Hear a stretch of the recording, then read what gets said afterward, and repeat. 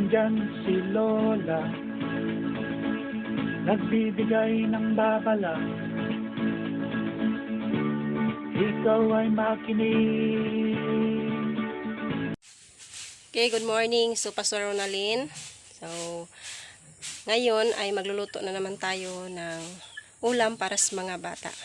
Okay, so, adobong baboy, simpleng luto to, pero masarap to. Okay, so, ipapakita ko sa inyo ang mga ingredients. Okay, so ito ang ingredients ng ulam ng mga bata ngayon. So, adobong baboy, so simpleng luto. Okay, so, yan. May pamintang dahon, o laurel. Okay. So, yan ang okay. So, baboy yan. Then, may bigas din tayo. Okay, so, yan po ang lulutuin natin ngayon para sa ating happy meal after Sunday school. Okay, so, God bless everyone. Magluluto muna tayo.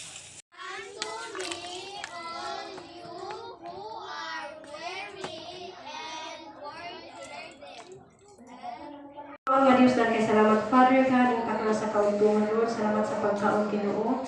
Balaan natin Father God, hindi ikinig, Ginoo mga ikagaw mga balitan ng kasagol Lord. Mag-apis ka sa Ginoo sa sponsor kung asan ikalikan idi o Diyos ikaw rin panalangin sa iyang sinabuhi Ginoo.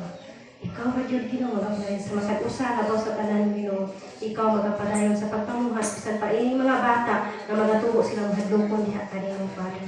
Nanay kung kasulit katapusan in Jesus name. Amen.